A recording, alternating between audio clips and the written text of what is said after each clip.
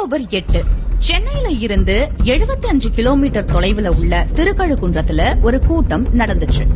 திமுக பொருளாளராக இருந்த எம்ஜி ராமச்சந்திரன் அவர்கள் பங்கேற்ற நகர, வட்ட, மாவட்ட அளவிலான கட்சி செயலாளர்கள் கூட்டம். அந்த கூட்டத்துல அறிஞர் அண்ணாவோட மறைவுக்கு அப்புறமா திமுகவுல ஊழல் வளர்ந்துடுச்சு, திமுக அதோட கொள்கைகளை மறந்துடுச்சு அப்படின்னு எம்ஜிஆர் குற்றம் சாட்டினாரு. அந்த கூட்டத்துல திமுக நிர்வாகிகள் அவங்களோட சொத்து கணக்க மக்களுக்கு வெளிப்படையா காட்டணும் அப்படின்னு கட்சியோட பொருளாளர் அப்படிங்கிற முறையில எம்ஜிஆர் அறிவுறுத்தினார். திமுகவோட தலைமை பொறுப்புல இருந்த கருணாநிதியால அதை பொறுத்து கொள்ள முடியல. திமுகவுல இருந்த 31 பொதுக்குழு உறுப்பினர்கள்ல 26 பேர் ஆதரவோட எம்ஜிஆர சஸ்பெண்ட் செய்யறதா அறிவிச்சாரு கருணாநிதி. ஊழலுக்கு எதிரா நேர்மைய நிரூபிப்பது மட்டும்தான் என்னோட நோக்கம் அப்படின்னு புரட்சி தலைவர் எம்ஜிஆர் அறிவிச்சார். திமுகவுல இருந்து வெளியேற்றப்பட்ட எம்ஜிஆருக்கு அவரோட ஆதரவாளர்கள் அசைக்க முடியாத அளவுக்கு விசுவாசத்தை காட்டினாங்க.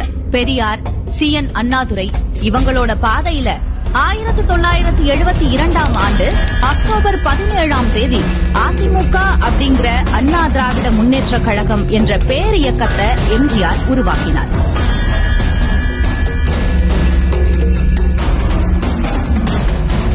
தமிழ்நாட்டு மக்களோட நலனுக்காக ஏழைகள், பெண்கள், மாணவர்கள், உழைக்கும் வர்க்கத்தினர் உட்பட சமூகத்துல பலரோட நலத்தை இலக்கா வச்சு அதிமுக தொடங்கப்பட்டுச்சு.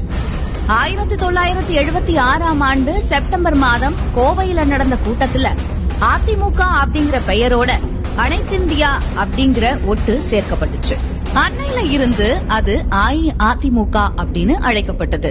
முதல் தேர்தல் 1977. போட்டியிட்ட 234 தொகுதிகள்ல 130 தொகுதிகள்ல வெற்றி பெற்று அந்த தேர்தலை ஜெயிச்சாங்க. இரண்டாவது தேர்தல் 1980.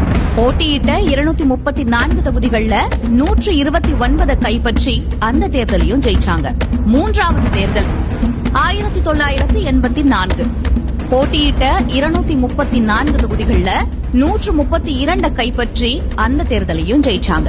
அஇஅதிமுக அப்படிங்கிற பேர் இயக்கம் தமிழ்நாடு சட்டமன்றத்துல 7 முறை பெரும்பான்மை பெற்றது. தமிழ்நாட்டோட வரலாற்றுல தமிழக மக்களோட காவலனா நலன் காக்கும் மிக மிக வெற்றிகரமான கட்சி அஇஅதிமுக தான். தமிழகத்தோட அரசியல் வரலாற்றுல 30 ஆண்டுகளுக்கும் மேலா ஆளும் கட்சியா இருந்த பெருமைக்குரிய முதன்மையான சக்தி அஇஅதிமுக தான். அது ஒரு மரபு. கடந்த 53 ஆண்டுகளாக அஇஅதிமுக ஊழலுக்கு எதிராகவும் மக்களுக்கு துணையாகவும் தொடர்ந்து நீடிக்கிறது.